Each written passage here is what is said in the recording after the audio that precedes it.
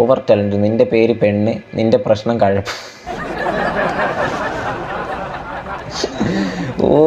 ഗൗരി ലക്ഷ്മിയുടെ റാപ്പും അതിനുശേഷമുള്ള ചിലരുടെ റിയാക്ഷനും ഒക്കെ കണ്ടപ്പോൾ സ്ത്രീകൾക്ക് ഫ്രീ ആയ ഒരു ഉപദേശം തരാൻ എനിക്കും തോന്നിപ്പോവുകയാണ്. പ്രത്യേകിച്ച് ഈ അഷ്കർ ടെക്കിയുടെ വീഡിയോ കണ്ടപ്പോൾ. എനിക്കും ബസ്സിന്നൊരു അനുഭവം ഉണ്ടായിട്ടുണ്ട്. ഞാനത് ഇതുപോലെ പാട്ടിലൂടെ നിങ്ങളിലേക്ക് എത്തിക്കാം.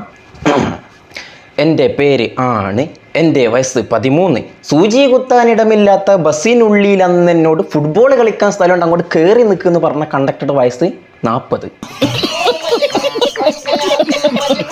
അപ്പൊ ഉപദേശം എന്താണെന്നല്ലേ? നിങ്ങൾക്ക് ബസ്സിലും മറ്റു പൊതു ഇടങ്ങളിലും ഞരമ്പന്മാരെ കൊണ്ട് അഥവാ പെറുവേട്ടുകളെ കൊണ്ട് ഉപദ്രവം ഉണ്ടാകുമ്പോൾ വീട്ടിലുള്ള ആണുങ്ങളോട് അത് അപ്പൊ തന്നെ പറഞ്ഞേക്കണം, പ്രത്യേകിച്ച് ആൺമക്കളോട്. അതല്ലെങ്കിൽ ഇതാ ഈ ടൈപ്പ് വർത്തമാനവുമായി അവർ പിന്നീട് വരുമ്പോൾ മക്കളെ ഉണ്ടാക്കുന്ന സമയത്ത് വാഴ വെച്ചാൽ മതിയായിരുന്നു എന്ന് നിങ്ങൾക്ക് തീർച്ചയായും തോന്നാനിടയുണ്ട്.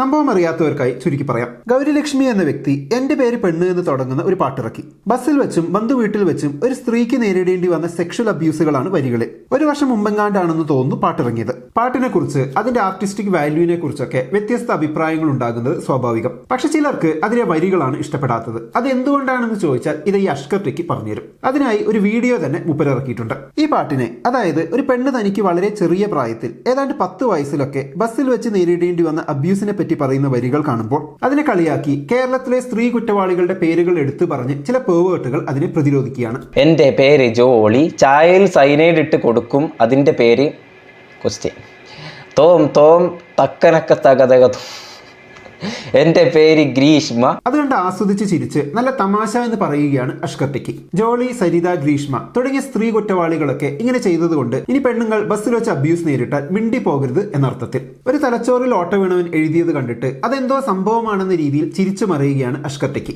അതായത് എങ്ങാനും അഷ്കർ ടെക്കിയുടെ വീട്ടിലെ ഏതെങ്കിലും പെണ്ണുങ്ങൾ വന്ന് എനിക്കിന്ന് ബസ്സിൽ വെച്ച് ഇങ്ങനെ ഒരു അനുഭവം ഉണ്ടായി എന്ന് പറഞ്ഞാൽ ഉടനെ അഷ്കർ ടെക്കി ഈ കമന്റ് പൊക്കി വീട്ടിലെ പെണ്ണിനെ കാണിക്കും. ജോളിയും സരിതയും ഗ്രീഷ്മയും എന്നൊക്കെ പറഞ്ഞ് ചിരിക്കും. നിന്റെ പേര് പെണ്ണ്, നിന്റെ പ്രശ്നം കഴപ്പ്. വാഴ വെച്ചാൽ മതിയായിരുന്നെന്ന് തോന്നിപ്പോകുമെന്ന് ചുരുക്കം. എന്നാലും ഈ അഷ്കർ ടെക്കിക്ക് ഇതൊന്നും മനസ്സിലാകില്ല. ആ ഒരു തരത്തിലാണ് മൂപ്പരെ നാട്ടുകാരും വീട്ടുകാരും ചേർന്ന് വളർത്തി വലുതാക്കിയിരിക്കുന്നത്. സൂചി വീണാൽ താഴെ വീഴാത്തത്ര തിരക്കുള്ള ബസ്സായിരുന്നു, ഏതാണ്ട് അങ്ങനെയുള്ള ഒരു വരി പാട്ടിലുണ്ട്. അത് കേട്ട് അഷ്കർ ടെക്കി ചോദിക്കുന്നത് എന്തിനു അത്രയും തിരക്കുള്ള ബസ്സിൽ കയറി? എന്റെ പൊന്നു ചേച്ചി, ഞാൻ ചോദിക്കട്ടെ, ഈ സൂചി കുത്താനിടയില്ലാത്ത ബസ്സിൽ എന്തിനു കയറിയതാ? അറിയാൻ മേലായിട്ട് ചോദിക്കുകയാണ്. ഞാനൊന്നും കയറില്ല, കാരണം ചവിട്ട് കിട്ടിയിട്ട് ചാവും. ഇത് ഞാനാണെങ്കിൽ കയറില്ലായിരുന്നു. തിക്കും തിരക്കിൽ കയ്യും കാലും ആരെങ്കിലും ഇടിച്ചാൽ എനിക്ക് വേദനിക്കും എന്നാണ്. ഒരു പ്രത്യേകതരം ജന്മമാണ്. നിങ്ങൾക്കാണ് ഇങ്ങനെയൊരു ആൺകുട്ടിയുള്ളതെങ്കിൽ തീർച്ചയായും നിങ്ങൾ ചിന്തിക്കും ഒരു വാഴ വെച്ചാൽ മതിയായിരുന്നു എന്ന്. ഞാനും ചിന്തിക്കും, അതിലൊരു സംശയവുമില്ല. അടുത്തത് ബന്ധു വീട്ടിൽ പോയപ്പോൾ അതുവരെ നല്ല പരിചയക്കാരനായിരുന്ന ഒരു ബന്ധു മോശമായി പെരുമാറിയതിനെ കുറിച്ചാണ് വരികൾ. നമുക്കറിയാം, കണക്കുകൾ പറയുന്നത് കുട്ടികൾ ഏറ്റവും കൂടുതൽ അബ്യൂസ് നേരിടുന്നത് അവർക്കറിയാവുന്ന വ്യക്തികളിൽ നിന്നോ ബന്ധുക്കളിൽ നിന്നോ ആണെന്ന്. പക്ഷേ അത് അഷ്കറിന് അറിയില്ല. അത് കേട്ട് അഷ്കർ പരിഹസിക്കുന്നത് അപ്പൊ അത്ര വൃത്തികെട്ട കുടുംബമാണോ നിങ്ങളുടേത് എന്നാണ്. ഓർമ്മ വെച്ച നാള് തൊട്ട് കണ്ട ആള് അറിയാതെ വന്ന് തൊട്ട് അതിന്റെ പേര്. ഇത്രയും വൃത്തികെട്ട ഫാമിലിയാണോ കൊച്ചിന്റെ? പക്ഷെ ഒന്നും അറിയില്ലെങ്കിലും അഷ്കർ അങ്ങ് പരിഹസിക്കും. ഇനി ആരും ബന്ധുക്കൾ എന്തെങ്കിലും ചെയ്താൽ ഒന്നും മിണ്ടരുത്. കാരണം ഇവനെ പോലുള്ളവർ അത്ര വൃത്തികെട്ട കുടുംബമാണോ എന്നും പറഞ്ഞ് ആക്ഷേപിച്ചാലോ? നല്ല ചിന്തയല്ലേ? അതാണ് ഞാൻ നേരത്തെ പറഞ്ഞത്. കുട്ടികൾക്ക് ചില കാര്യങ്ങൾ പറയേണ്ട സമയത്ത് പറഞ്ഞു കൊടുത്തില്ലെങ്കിൽ അവർ വലുതായി ഇങ്ങനെയുള്ള വർത്തമാനം പറയുമ്പോൾ വാഴ വെച്ച മതിയായിരുന്നു എന്ന് തോന്നിപ്പോകും. ഇതൊന്നും പോരാഞ്ഞ് വേറൊരു ക്ലിപ്പ് കൂടി കാണിച്ചാണ് മൂപ്പർ വീഡിയോ അവസാനിപ്പിക്കുന്നത്. തലച്ചോറിൽ ഓട്ട വീണ മറ്റൊരുത്തന്റെ കോമഡി വീഡിയോ ആണ്. എങ്ങനെ കൊടുക്കൽ ചെറിയ വയസ്സെല്ലാം അങ്ങനെ ജാക്കി വെച്ചിട്ട് അയാള് സുഖം എടുത്തിട്ട് ചിന്തിക്കോട്ടെ. എനിക്ക് ചിന്തിച്ചിട്ട് കാര്യമില്ല. അല്ലടാ, ഞാൻ ബസ്സിന്റെ കീഴിൽ അയാളെ 100 വെച്ച് അയാൾ തന്നിട്ടില്ല. അവൻ സങ്കടം അഭിനയിച്ചുകൊണ്ട് വന്ന് പറയുകയാണ് ചെറുതായിരുന്നപ്പോൾ അവനും ബസ്സിൽ വെച്ച് ഇങ്ങനെ ഒരു അനുഭവം ഉണ്ടായിട്ടുണ്ട് എന്ന്. അതോർത്ത് ഇപ്പോഴും സങ്കടം സഹിക്കാൻ പറ്റുന്നില്ല എന്ന്. അത് കേട്ട് കൂട്ടുകാരൻ ചോദിക്കും എന്തിനാ സങ്കടമെന്ന്. അപ്പൊ മറ്റവൻ അബ്യൂസ് ചെയ്തയാളോട് ഒരു 100 രൂപ ചോദിച്ചിട്ട് തന്നില്ല, അതിനാണ് സങ്കടമെന്ന്.